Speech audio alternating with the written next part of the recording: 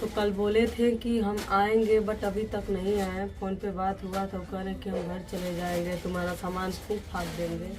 तो काहे फूकेंगे भाई, सामान तो मेरा है, मत फूकिए। और एक तो मेरा भी घर है, आपका जितना है उतना हक मेरा भी। आपसे शादी करके आए हैं, भाग के नहीं आए हैं। मेरी एक बेटी है, बेटे के लिए मैं उस घर में जाऊंगी और इसीलिए मैंने खुद फ़ोन किया उनके पास कि आप आइए, मैं चलूँगी। तो उनका कहना है कि जब इतना लोग बोल रहे हैं तो डांटेंगे, गाली देंगे। हाई हम बोले गाली नहीं देंगे, परिवार है, होता है दुख। आपके बहन के साथ अगर होगा तो आपको भी बुरा लगेगा, आप तो ले आकर रख भी लेंगे।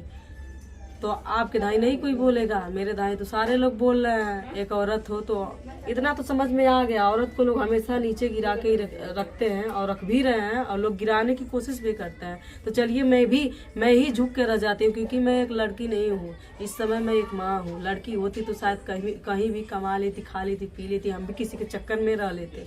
लेकिन मेरी बेटी एक है, मैं माँ हूँ। तो एक लड़की की हैसियत से नहीं, एक माँ की हैसियत से मुझे उस घर में जाना है, मैं जाऊंगी। और पब्लिक, आप लोग मेरे परिवार हैं, आप लोगों को जो कुछ भी होगा हम दिखाते रहेंगे, बताते रहेंगे। अब कुछ भी नहीं छुपाऊंगी। अगर कि कहीं ये बात करें, मुझे प्रूफ मिला तो डायरेक्टली मैं आप लोगों को बताऊंगा। और मेरे साथ कुछ अगर होता भी है तो उसका जिम्मेदार थोड़ा बहुत आप भी लोग होंगे।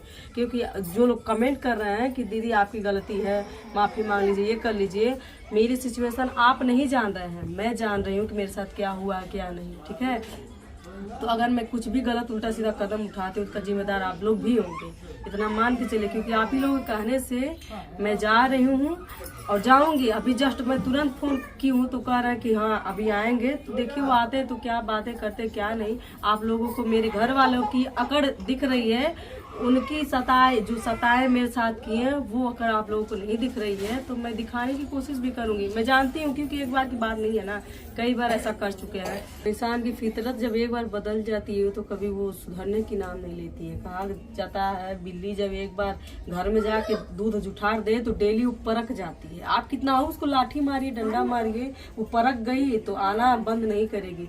तो इनका भी काम है, एक बार हमने माफ किया, 2 बार माफ किया, तीसरी बार माफ की, आपकी चौथा बार है। इतना कुछ होने के बाद मैं इतना दूर आई हूँ। अब होगा तो मेरे ही साथ ही गलत होगा, उसका जिम्मेदार आप लोग भी होंगे और ये भी होंगे, कहीं ना कहीं ये भी तो पूरा ही होंगे। क्योंकि मैं जानती हूँ ना ये बदले नहीं है और ना ही सुधरे। क्योंकि आज भी अकड़ के बात करें, इनको मालूम है कि इनकी गलती है, लेकिन हमको प्यार से समझाने की कोशिश नहीं की है। एक बार भी मैंने अपने बाल काटा, अपनी सारी खुशियाँ हमने कुर्बान कर दी। आज मैं शीशे के सामने जाती हूँ ना तो ऐसा घुटन होता जैसे लगता है मैं तुरंत खुद को खत्म कर दूँ। लेकिन क्या करूँ, जी रही हूँ, बच्ची को देख के जी रही हूँ ना, क्योंकि माँ हूँ, बेटी को नहीं छोड़ सकती। क्योंकि यही पे देख लीजिए ना, युवराज का हालत देख लीजिए। माँ तो नहीं है, बाप का भी साया खत्म ही है। मुझे अगर कुछ होता तो मैं जानती हूँ इनको तुरंत मेरे घर वाले फंसा देंगे। इसलिए मैं खुद को संभाली हूँ, क्योंकि ये फंस गए तो मेरी बेटी की हाल क्या होगी मैं जानती हूँ। मन एक बच्ची की माँ बाप जब माँ बाप नहीं होते हैं ना तो कितना वो लोग जब तक जिंदा लोग कहते हैं हम हैं, वो जब बढ़नी होने लगती है तब उसका कोई होता नहीं है। आज मैं खुद उदाहरण हूँ, मेरा भी कोई है नहीं, यहाँ पे हूँ। देखिए भैया को मेरे बुरा भी लग सकता है, लेकिन मैं यहाँ पे हूँ, मेरी फायदा अगर मैं कुछ कर रही हूँ तभी हूँ। रहने देंगे कुछ दिन, आज रहने देंगे, 10 दिन रहने देंगे, ज़्यादा से ज़्यादा मुझे साल भर रहने देंगे। लेकिन जो आगे होगा वो मुझे मालूम है। ठीक है, क्योंकि बेटियां जब शादी हो जाती है तो मायके के लिए भी बोझ ही हो जाती है। जब ससुराल वाले खदेड़ रहे हैं, जिसे मैंने सच्चे दिल से प्यार किया, इतना प्यार किया, वो इंसान जब मेरा नहीं हुआ तो मुझे पूरा विश्वास है मेरा कोई नहीं होगा। तो मेरी जब तक जांगर है, मेहनत है, मैं जब तक करूंगी तब तक सब लोग कहेंगे मेरे पास आओ, मेरे पास आओ। लेकिन जिस दिन मेरी उम्र ढली, मेरी जांगर खत्म, उस दिन मेरा तो कोई वैसे ही नहीं होगा। मेरी बेटी की जो हाल होगी शायद उसका जिम्मेदार मैं ही होंगी। इसलिए मैं बच्ची के लिए मैं अपने घर जाऊंगी, अपने हक के लिए लड़ूंगी भी।